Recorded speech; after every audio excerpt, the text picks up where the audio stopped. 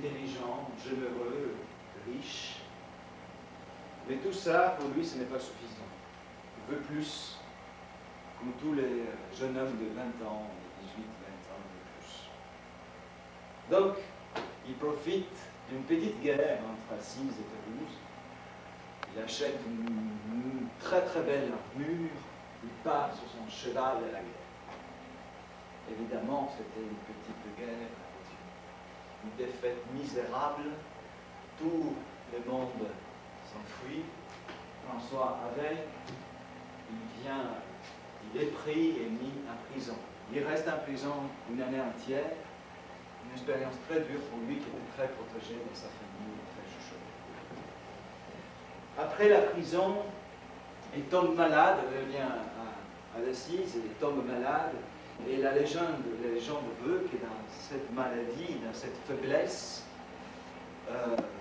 dès qu'il est sorti de la maladie, il va prier dans une petite église et le crucifix, très très beau crucifix, que peut voir d'ailleurs dans les Treasure of St. Francis à l'église de Order, lui parle et lui dit va reconstruire mon église. Lui obéit au premier degré. Il vend tout, il vend les chevaux, les tissus, tout ce qu'il avait, et il achète des briques, du sable, du matériel, et il construit une petite... un voleur. Ce n'était pas une très bonne idée, parce que François, pas seulement il donne, il retourne tout ce qu'il avait, en retour tout ce qu'il avait pris, l'argent, tout ça, mais aussi les habits qu'il avait sur lui. Et il reste nu au milieu de la place. Évidemment, l'évêque vient pour le couvrir. Et dans cette situation, la légende veut qu'il dit cette fameuse phrase, je ne le reconnais plus comme mon père est le Seigneur qui est dans les ciels. Il prend un simple sac de pain et il part. Il part dans une petite église pour prier avec un vieux prêtre. Et ça, c'est la situation du spectacle, justement. Dans ces situations, en priant, en disant les mêmes paroles de tous les jours, de toutes les messes automatiques, que par exemple, moi, j'ai entendu quand j'étais enfant, la religion catholique était obligatoire en Italie. Et tout d'un coup, ces mots qu'il avait entendus tellement de fois, ils sonnent différemment. Ils ont un autre sens. Ils se révèlent devant lui. Et les mots de l'Évangile. Et donc il part prêcher l'Évangile dans toute l'Italie, pas dans la région, pas encore. Des anciens copains, des anciens amis le rejoignent et forment la toute première communauté de franciscains, la première communauté qui prêche l'Évangile et vivent de la terre, des choses de la terre, des charités. François est un très très bon prêcheur, grâce à sa culture, grâce à sa façon de parler, peut-être grâce aussi à son français, qu'il utilisait volontiers, et grâce aussi à son sens très fort de la poésie. Et comme ça, elle devient de plus en plus célèbre, tellement célèbre, qu'il commence à déranger les papes.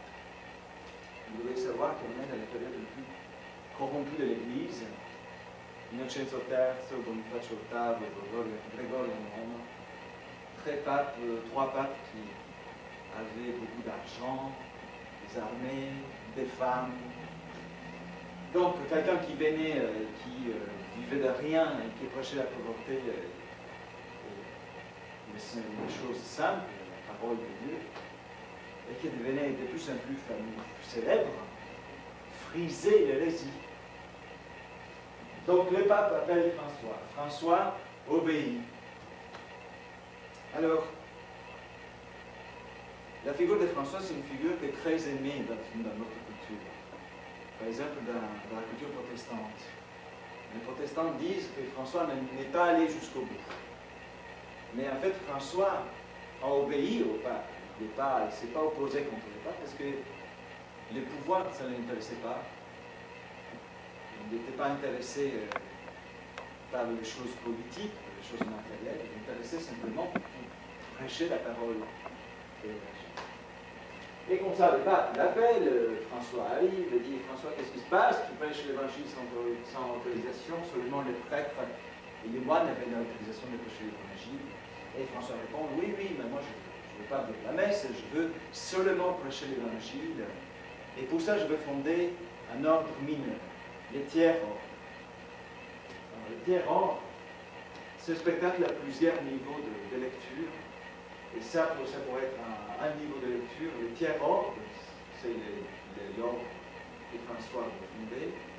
Et moi, je viens d'un théâtre qu'on appellera le tiers-théâtre, pour le définir autrement. Donc, le pape, évidemment, dit non, pas question, qu'est-ce que c'est cette idée? Mais dans la nuit, il reçoit la légende de vœux, qu'il reçoit un rêve de Dieu, de la part de Dieu, et il voit François, dans ses rêves, François soutient l'Église. Donc le jour après, il dit, bon, d'accord, donc le tiers-ordre, l'ordre mineur. Et ça, c'est le début de la célébrité. Maintenant, la communauté devient de plus en plus grande.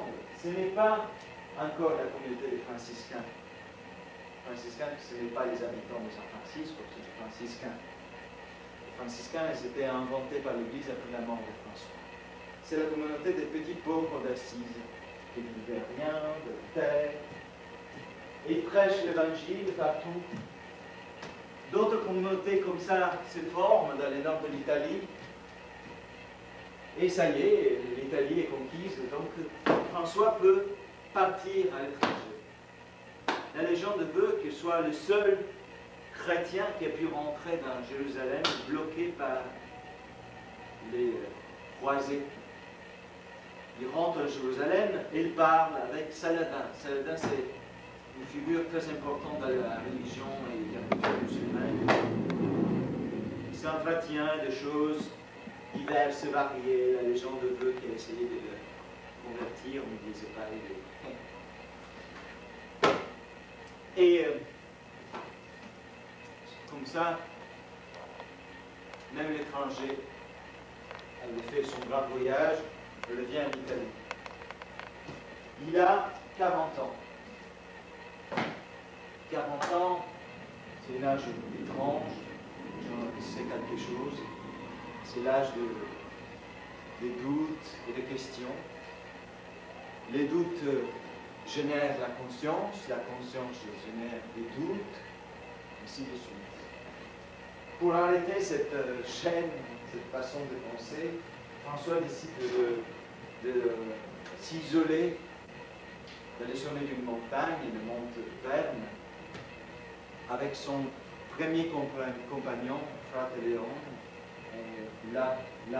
là-haut, il médite, il jeûne, il prie, et la légende veut que dans ces situations, il reçoit le stigmate de Jésus-Christ. Et il y a beaucoup de tableaux où on voit les stigmates comme des flèches sur les mains, sur les pieds de l'apostole.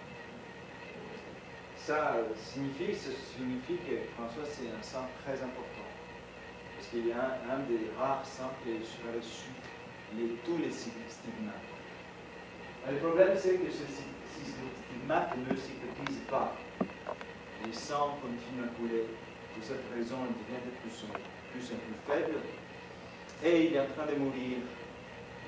Et ma légende veut que Beltei, par exemple, veut que demande une dernière fois à Domenica Frangipane, parce que selon moi, il y avait aussi des femmes dans cette communauté, de lui faire un gâteau pour la dernière fois.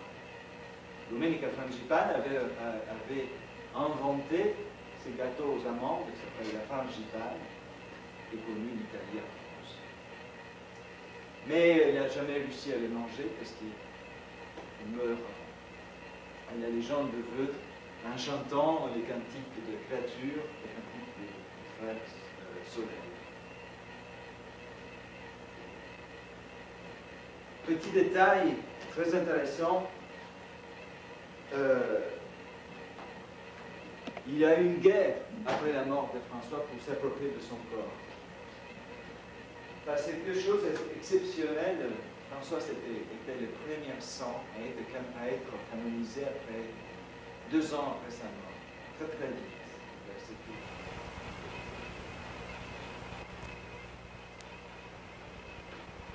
Personne encore n'a jamais pris la peine de dire un mot de cette religion. Quand j'étais jeune, on parlait beaucoup au village d'un sculpteur qui paraît-il a grandi ici au siècle dernier. Aujourd'hui, pas un enfant ne saurait vous dire qui c'est. Il était alors le héros secret de la vallée entière. Chaque fois que je passais devant sa maison natale, c'était un instant de fierté que quelqu'un comme lui soit de la même commune que nous autres. Ce statut arrêtait la grande aspiration.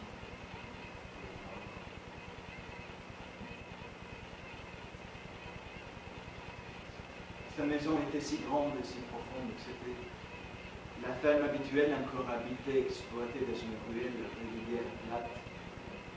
Pourtant, elle semblait plus silencieuse que les autres, plus haute. Les sculpteurs, dans mon cœur, c'était le vivant. Je les voyais même comme le Fils de l'homme. Il représentait pour moi tous les âges de la vie en un seul, les premiers âges surtout. À certains moments, j'étais son double, je le recommençais.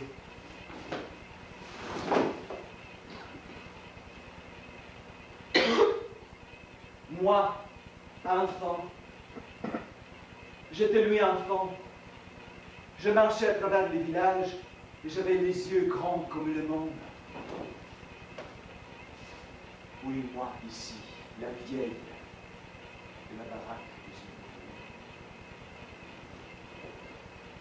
Des choses comme ça existe, c'est chez nous, c'est la réalité. Le personnage que j'interprète ici, c'est la gérante, la surveillante des chantiers, le poème dramatique à travers les villages.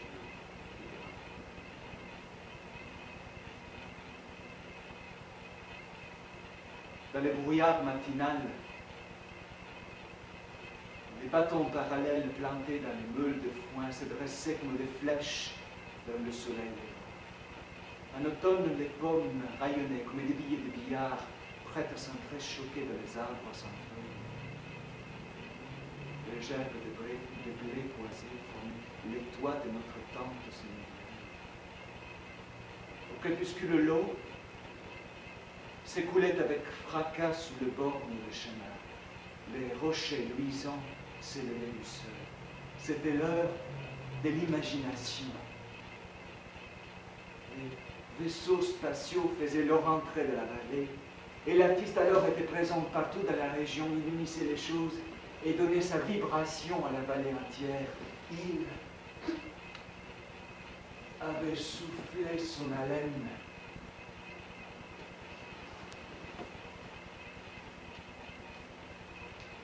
Cette nulle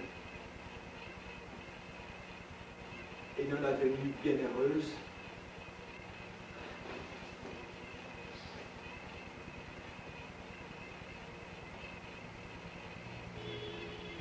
que j'étais moi en personne.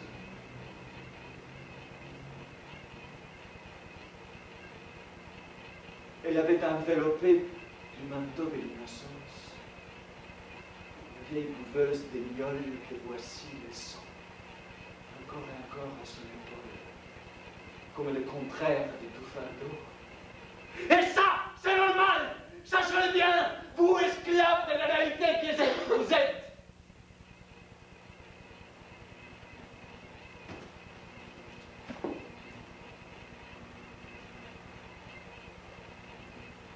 Nos valets aujourd'hui sont à l'infini. Vous pouvez remarquer que votre chemin de crête est devenu sentier d'initiation forestière pour nos vacanciers, où chaque espèce d'arbre est munie de deux plaques avec son nom. Les pancartes pareilles sont disposées devant les images simples de être, qui me laissent un lieu de recueillir. Comme je suis abandonné la plupart du temps, sans auréole de brume. Jadis, à vous expliquer, les cloches n'indiquent pas le temps, mais rappellent l'éternité. Pourtant, à nous, elles n'appellent plus rien. Et elles n'appellent personne. Grand bâton, fonte que refoule l'air, minable bruit de fer blanc. Les chiens courent dans les églises et boivent dans les bénitiers. Personne ne s'occupe de la moi.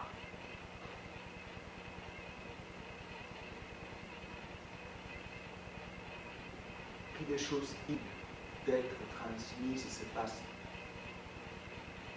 Ne cesse de se passer même chez nous, dans les chantiers, personne ne retient rien. Rien n'est plus transmis. Au mieux, quelqu'un déterre dans les gravats quelques racines étranges, la transporte chez lui pour faire un ornement dans son jardin. À bas les sculpteurs de racines, j'ai envie de dire, finissons-en avec la prolifération de fleurs dans les vieilles brouettes, les niches vides. Nature sauvage.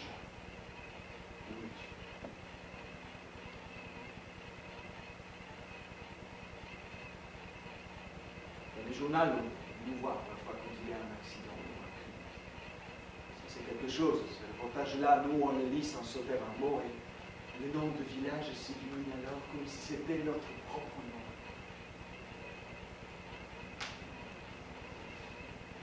nom. Un jour, quelqu'un arrive avec magnétophone et caméra au nom des autorités. Il nous plaint. Il attend que nous nous plaignions aussi, mais nous voulons qu'il nous voie autrement. Nous voulons qu'il nous fasse notre éloge. Mieux encore, notre endroit doit être magnifié avec ses couleurs et ses formes.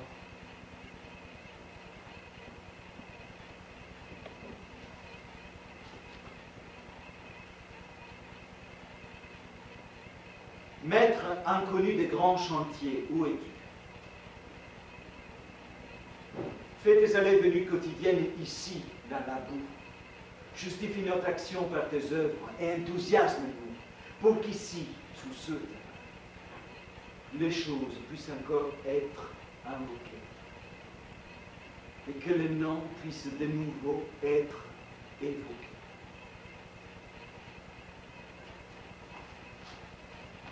Car, nulle part à la ronde, on ne peut encore ni invoquer une chose, ni évoquer des noms.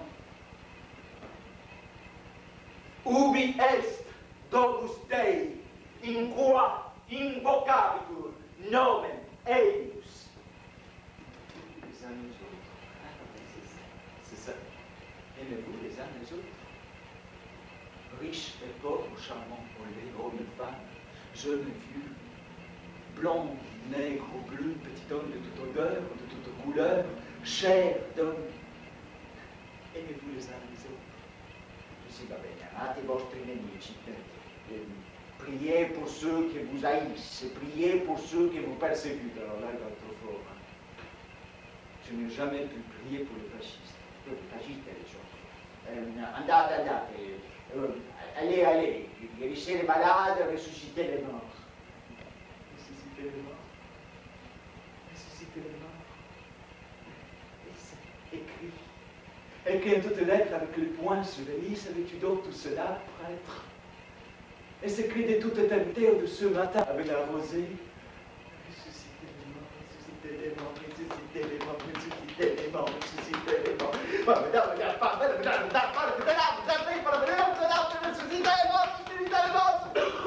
Ne craignez rien, les cheveux même de votre tête, un à un, sont comptés. Allez, qui a des oreilles pour entendre. Personne qui entend. Et personne qui parte dans François d'Assise, de Joseph de Taille. La découverte de l'évangile par François correspond pour moi à la révélation du théâtre. D'un côté, la messe, à laquelle j'étais obligé d'aller quand j'étais petit et pendant laquelle régulièrement je tombais évanoui. Le pouvoir de l'Église, les grands ordres, la poussière du théâtre national italien, de l'autre côté, la petite chapelle romane. Le rituel, la sueur du travail quotidien, le planche, théâtre aux pauvres, l'or, racine des nuages.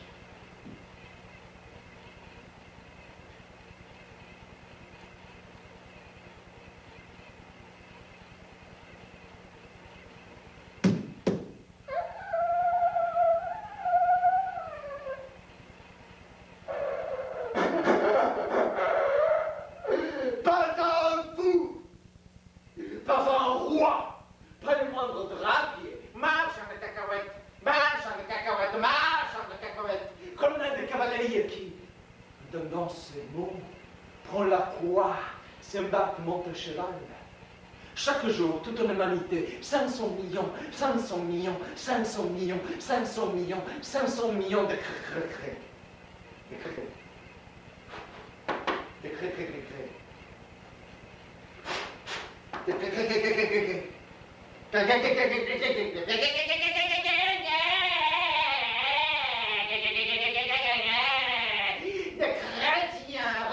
Immobilement l'évangile, comme l'homme mélancolique, la lèvre froide, le cœur ailleurs. Aspetta, è più bello che Dante, è più beau que la Bible. Incomparablement moins beau et pas beau François. L'évangile, les livres les plus mal écrits. Comme ce Dieu avait dépensé tout sa verbe dans la vieille Bible. L'évangile. L'évangile, c'est le livre du jeune Dieu, du Dieu humain, si je puis dire. Le livre des enfants et des innocents, écrit à la plume doit boire d'alouette, où tout est hors de source, pain de fumant, cœur de soleil. À l'heure de la peine et de la catastrophe. Quand tout paraît absurde, féroce, idiot. Quand on a mal à la chair et mal à l'âme, au coup des tonnerres de la mort, alors ouvre.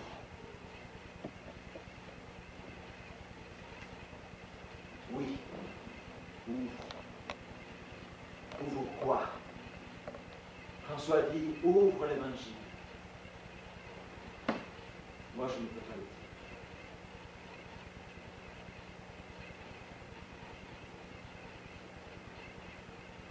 Coupe ta main. Arrache tes mains. Laissez les malades, ressusciter les morts. Aimez-vous les uns les autres. Oh, mais ce sont là des images, une espèce de, comment dire, une espèce de rhapsodie. Toutes ces paroles de la littérature, du vent. C'est-à-dire, c'est trop beau, bene pensanti. Soyons donc des saints, il écrit, soyez parfaits.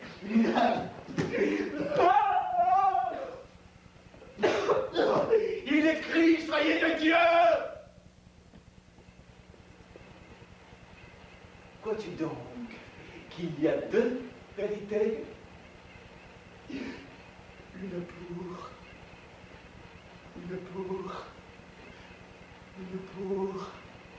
Une pour Petzouille et une pour César. Une mathématique pour épicier et une pour Einstein. Un évangile pour Petit Jean et un pour San Francesco. Come dire, l'esprit de l'évangile à la lettre, non so, a la lettra, ma sarebbe tutta non mi viene neanche la parola, una rivoluzione. La grande, l'unique, la seule. L'évangile, c'est la révolution contre la condition humaine, contre la nature humaine.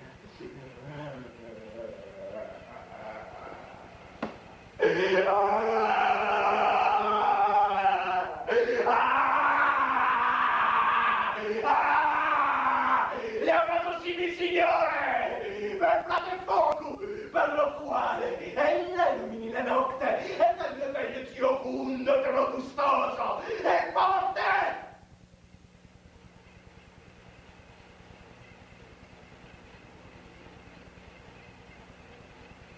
Laudato si, Signore, per sola nostra madre terra, che ne sustenta e cura, e produce diversi frutti con coloriti flori. En effet, il y avait deux révolutions possibles, le feu et la terre. Le brigate rosse per la cultura, le brigate rouge per la cultura.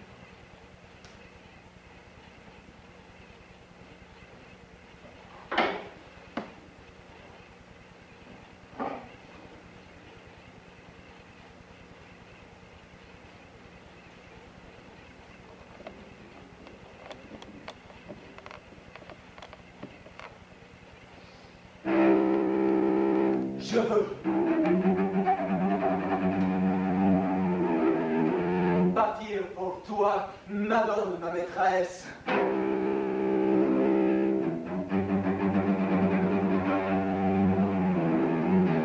Un hôtel souterrain au fond de ma détresse.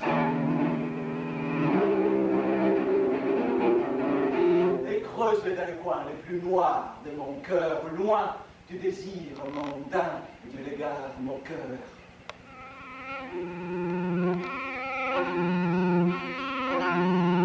Une niche d'azur et d'or, tout émaillé, où tu te dresseras, statue émerveillée.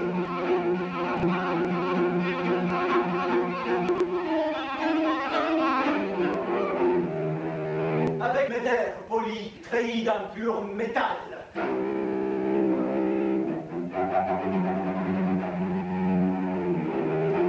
Savamment constellé des rimes de cristal.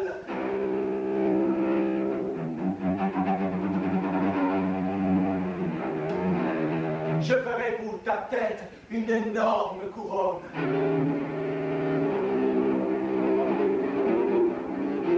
Et dans ma jalousie, ô mortelle Madone, je saurais détailler un manteau de façon barbare, froid et lourd, et doublé de soupçons, qui comme les guérines emmènera tes chars.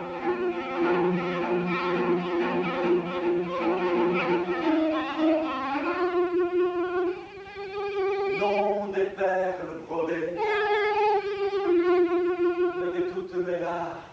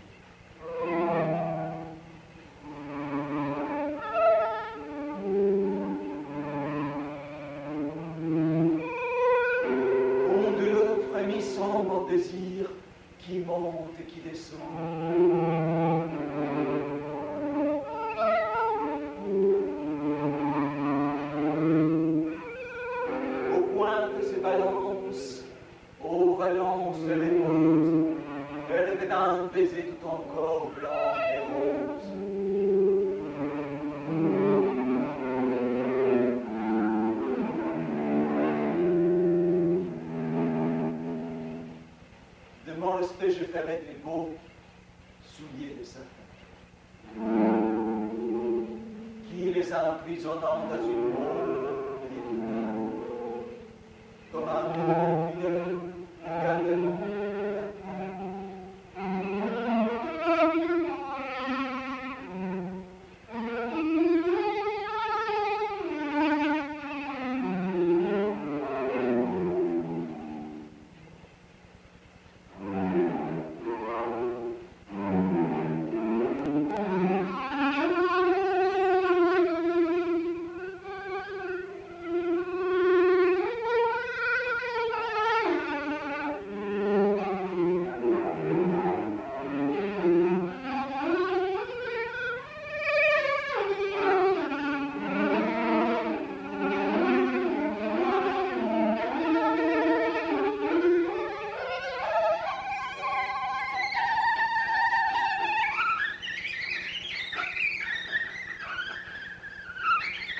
Si je ne puis malgré tout mon art dirigeant, pour le marchepied à l'île, lune d'argent.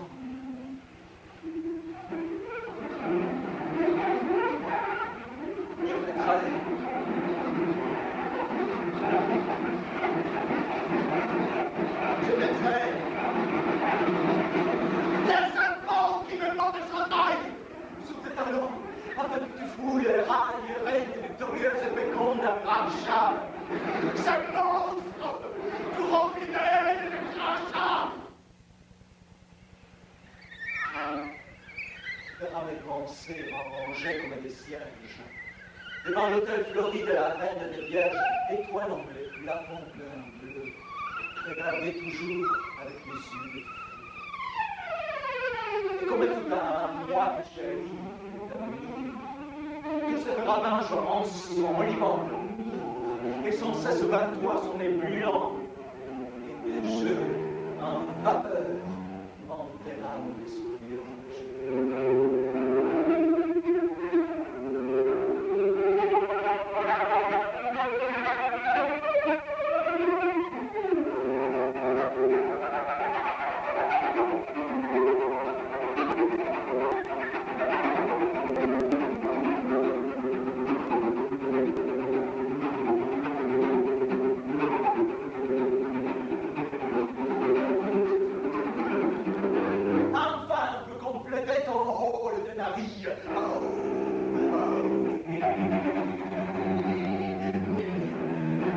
Et pour mêler l'amour avec la barbarie, volupté-moi.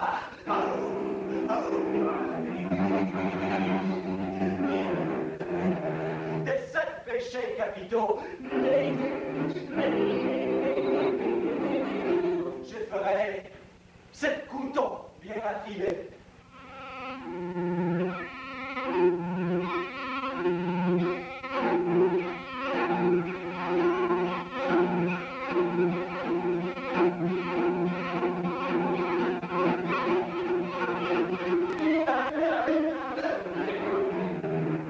Et comme un jongleur insensible,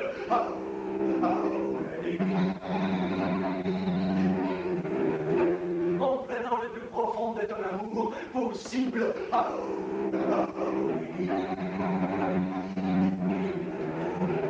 je les peindrai tous dans ton cœur. Dans ton cœur, impédant. Dans ton cœur, sanglotant. Dans ton cœur, ruisselant. Hey, hey, hey, hey, hey, hey.